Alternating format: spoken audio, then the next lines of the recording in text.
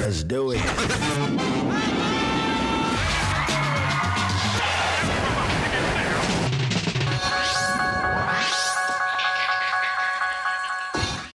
Labas vakaras.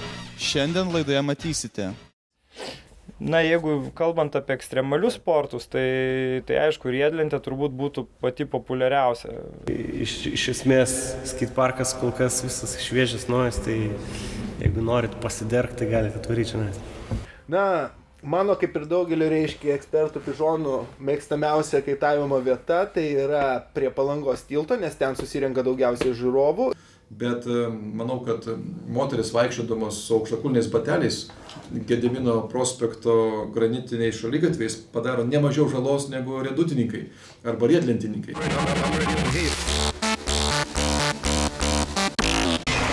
Let's do it.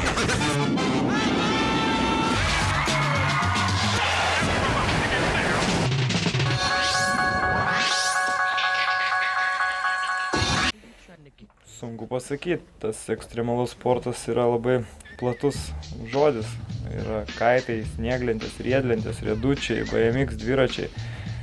Man labiausiai aktualu yra riedlentės, riedučiai ir BMX dviračiai, tai šis sportas prasidėjo jau, riedlentės konkrečiai tai prieš 17-18 metų. O visa kita, kaitai atsirado visai neseniai, tarkim, gal 5-6 metai. Burlenčių sportas irgi labai daug metų turi gilias šaknis.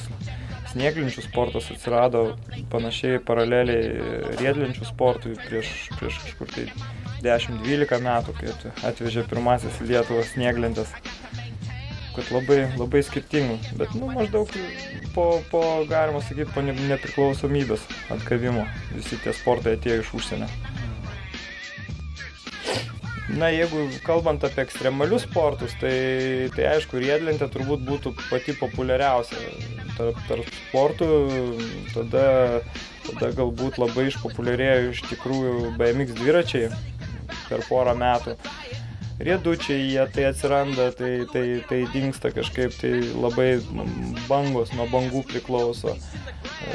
Kaitų sportas, jėgos aitvarų sportas yra be galo populiarus, iš tikrųjų tai didelis sprogimas įvyko, Lietuvoje, bet čia jau užsiema labiau turtingesni žmonės ir jau vyresni, nes jaunimas negali savo įpirkti tokių dalykų.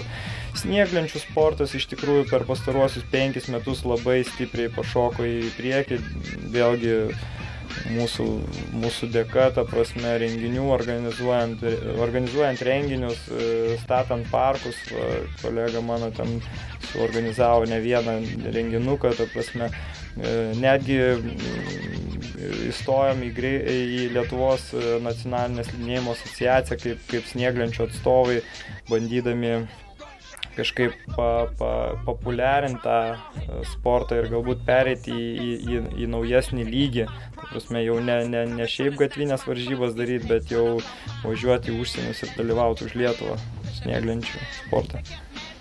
Pirmoji riedlentė, aš irgi nežinau, būdavo labai daug tarybinių riedlenčių ir su žmonėm pasikalbi, sako, aš važinėjau, su Rūla ar Rypo, ten tokiais brandais latviškais, tai tos rusiškos riedlentės, aišku, toli gražu nuo tų realių gatvinių riedlenčių, bet netgi aš sakau, kai atvažiavau su ta tarybinė riedlentė į Kalnų parką ir pamačiau vaikinus važinėjančius jau su tikrom riedlentėm, buvau tiesiog sužavėtas tuo vaizdu, kaip jie ten pašoka nuo žemės, kaip užšoka ant soliuko, ir daro įvairiausius triukus. Tai mes pradėjom važinėti su riedlentėm, buvau vienas iš tų vaikinų, ne pirmasis tikrai. Kai pamačiau pirmosius riedlentininkus Lietuvoje, jie jau buvo šiek tiek pažengę. Bet aš įsipaišiau į jų draugiją, kaip sakoma, ir pradėjom kartu kažką tai kurti ir po to atidariau tą ekstremalaus sporto klubą, įsteigiau X-ą. Tai savotiškai manau, kad galiu save skaityti vienu iš pradininkų. Taip, ekstremalus sportas tai 100% yra gyvenimo stilius, netgi jeigu imi riedlentės, riedučius ar ten BMX-us, jėgos aitvarus, tai žmonės praktiškai pamišę tuo dalyku. Skeitai, tarkim, tai yra gatvės stilius, tai yra iš vis neatsiejama tavo gyvenimo dalis, tu išeini, važiuoji su skeitu į mokyklą, varai iš mokyklos, varai į miestą, tūsinės, į vakarėlius. Vienu žodžiu, skeiteris, tai jis kitaip ir nejuda, negu tik su skeitu.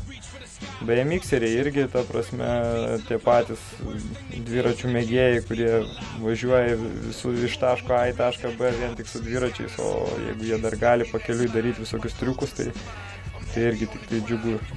Kaip ir sakiau, riedlenčių sportą neskaičiau kaip sporto, tai buvo mano gyvenimo būdas, judėjimo galimybė iš taško A į tašką B ir saviraiškos laisvė kažkokia. Tai aš manau, kad pirmumą vis dėlto teikiu riedlentį. Yra dar daug dalykų nenuveiktų, tarkim, kaip pasakyti, ekstremaliam sporte galima dar daug dalykų nuveikti ir daug parkų pastatyti ir daug gerų varžybų surengti. Nėra taip, kad Lietuvoje dabar jau būtų viskas idealu ekstremalų atžvilgiu. Todėl yra dar daug darbų ir minčių, ką reiktų nuveikti ir padaryti. Riedlenčių parkas prie Baltojo tilto turi tokią istoriją, kada buvęs meras Artūras Zuokas pakvietė mane pas save į ofisą ir sako, man tai ką darom, nes labai daug, čia jau labai peršokom į priekį, todėl ta istorija prasidėjo, kai jau buvo pilna riedlentininkų Vilniaus mieste ir tada iškilo klausimas, ką daryti, kur statyti parką ir ką iš vis, kaip dirbti toliau. Tai aš pasakiau, kad reikalingas bent jau vienas parkas kažkur centre ir tada mes su miesto architektu sėdėjom prie Vilniaus miesto plano, tiesiog žiūrėjom į Vilniaus miesto žemėlapį ir suradau šitą vietą, jinai man pasirodė labai patraukli iš tikrųjų visais atžvilgiais ir tenai suprojektavom aikštelę ir ją pastatėm. Šiaip parkui reikalinga priežiūra taip kiekvienais metais ir tas jau parkas prie Baltojo tilto jau toks, sakyčiau, veteranas iš tikrųjų, nes jisai atlaiko labai daug tų skeiterių atakų, kaip sakom, ir jau čia jam jau 6 metai, prieš tai mes turėjom rėmėjus Labas, kurie iš tikrųjų jų dėka mes galėdavom atremontuoti tą parką. Praeitais metais kartu su JC Deco padarėm akciją, kaip ir akciją apie grafitį, bet leidom apipaišyti visą parką ir irgi rėmėjų dėka mes ten atnaujinom visas plokštes. Tai šiais metais nežinau, kas jį remontuos, galbūt savivaldybė arba vėl rasime rėmėjų.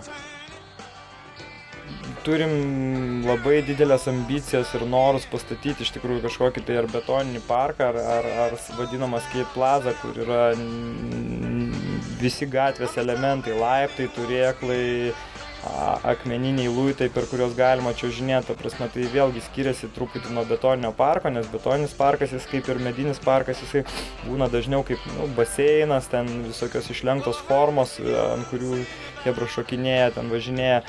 Bet mes dabar pats populiariausias dalykas tai yra skate plazos pasaulyje. Tai yra tiesiog aikštė, kaip centrinė miesto aikštė, kurioje visos figūros ir formos padarytos ale gatvės stiliaus kažkokie tai statiniai, bet viskas skirtas riedlentininkų važinėjimui. Na, dabar vienas yra statomas Kably, iš tikrųjų labai džiugu tokia iniciatyva vaikinų, jis irgi statomas be rėmėjų pagalbos, todėl jo statybos yra labai sudėtingos, bet aš manau, kad tikrai vaikinai turės vieną iš tokių uždarų parkų ir jeigu tas parkas sugebės išsilaikyti, būtų labai faina, nes šiaip parkai neneša jokio biznio. Tuos pinigus turi duoti valstybė palaikymą jaunimo.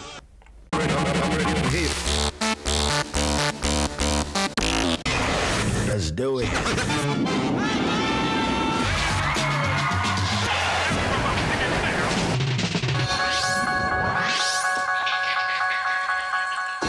Žinau, aišku, kad tai sovietmečio laikų pastatas. Dar galima matyti iš interjero detalių, kurios likusios nuo tų laikų senų. Bet tai buvo geležinkeliečių kultūros rūmai sovietmečių. Ir čia vykdavo įvairiausios kultūrinės veiklos, visokie būreliai vykdavo, kiek aš žinau. Taip pat šitoj salėje vykdavo visokie renginiai, ten, žinau, koncertai, pasirodymai.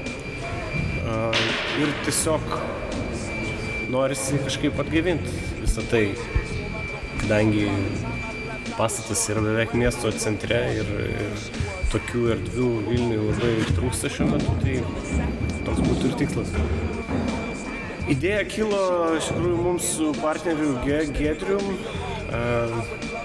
Tai netgi labiau gal ir jo idėja buvo, nes jo sūnus labai yra didelis šios sporto šakos mėgėjas ir jisai tiesiog galbūt pasiskundė tėvui, kad didesnė metų dalį nėra kur važinėtis, tiesiog nėra kur tobulėti. Ir jisai susitiko su manim tada Giedrius ir mes kartu kažkaip rutuliojom tą mintį, kur galėtum padaryti. Žiūrėjom ir ten, bet norėjosi vietos, kad tai būtų netoli centro, kur būtų ir didesni jaunimo srautai.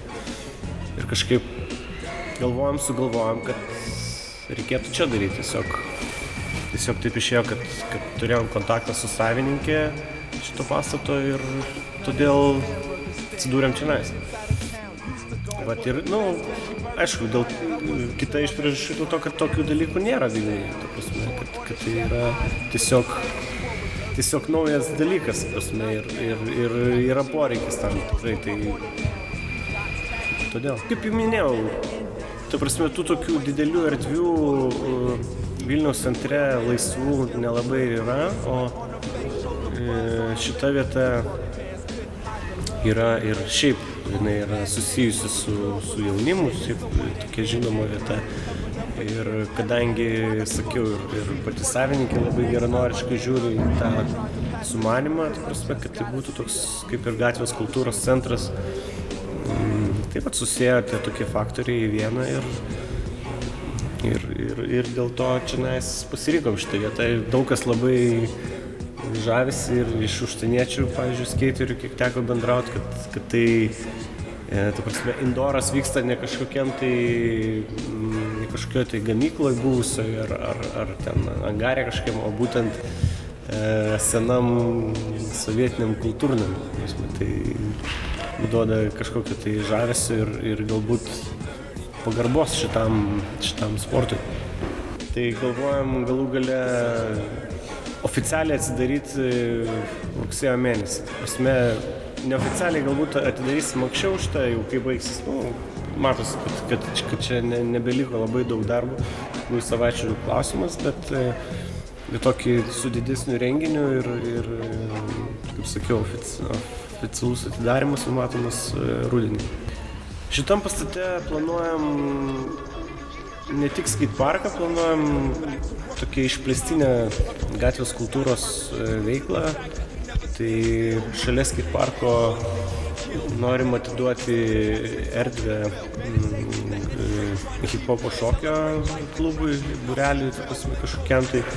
Kitoj pusėje planuojam įrengti poilsio zoną, kur galės žmonės dalyvaujantys skateparke ir ne tik, ir užsiėmantis kitom veiklom šitame pastate galės poilsiauti, galės žaisti stalo futbolą, galės pagal galimybės žiūrėti ten video įrašus ar kažką, tai šiaip sėdėti, gerti kavą iš kavinės, kurią irgi planuojame įrengti tenais priekyje. Galbūt ir pakvies norėčiau, kad skundžiasi ir grafitistai, kad nėra erdvių, kur paišyta, tai pas mus viena siena yra išpaišyta, kur geranoriškai brazilai atvarė išpaišė. Tai iš esmės skateparkas kol kas visas šviežias naujas, tai jeigu norit pasidergti, tai galite atvaryti čia.